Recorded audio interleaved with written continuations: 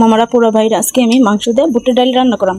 তার জন্য 2টা তেজপাতা মধ্যে দিয়ে পাল্টা করে দিয়ে দিলাম, খাল এলাচ লং দিয়ে দিলাম,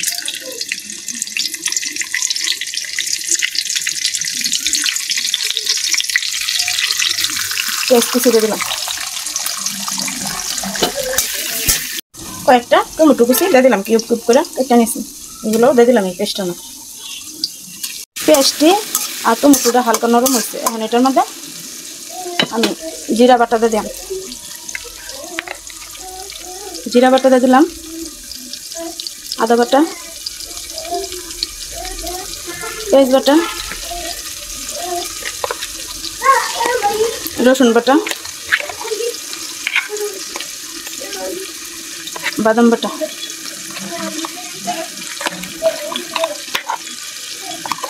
সব বাটা একসাথে দিয়ে দিলাম। এখন সামান্য অল্প বাজবাম, এক্সট্রা গন্ধটা যাতে জাগা, হালকা ভাজা হয়েছে। এখন মিচের গুঁড়া দিয়ে দিলাম 3 চামচ মিচের গুঁড়া,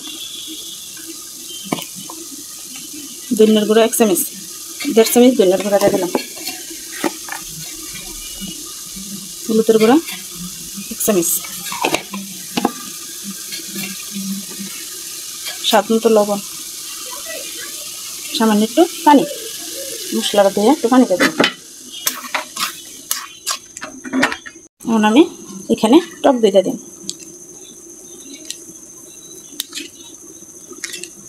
টক দই দিয়ে দিলাম 3 চামচ। কষানি হয়ে গেছে, এখন এটার মধ্যে মাংসগুলো আমি দিয়ে দিলাম,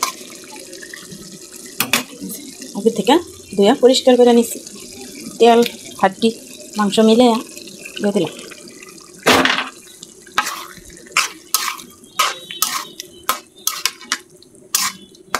কষানো হয়ে গেছে, এখন এটার মধ্যে অল্প একটু পানি দিয়ে আবার কষানো,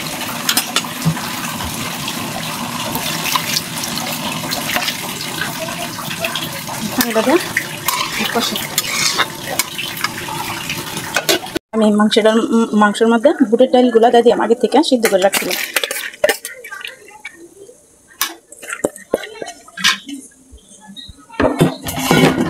মধ্যে দিয়ে পাল্টা করে রাখছিলাম, কয়েকটা কাঁচামরিচ দিয়ে দিলাম,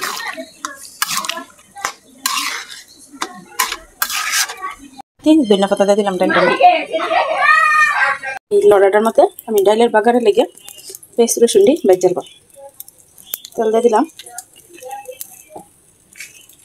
শুকনো মরিচ দিয়ে দিলাম 4টা, ভাজা হয়ে গেছে। এখন এই পর্যায়ে রসুন কুচি দিয়ে দিলাম, পেঁয়াজ কুচি দিয়ে দিলাম, পেঁয়াজটা বাদামি কালার করবো। পেঁয়াজ রসুনটা আমার বাদামি কালার হয়ে গেছে, এখন ডালের মধ্যে এটা ছাড়বেন, বাজারটা ছেড়ে দিলাম। এখন একটা বলক আসলেই আমি ডালটা নামিয়ে ফেলব,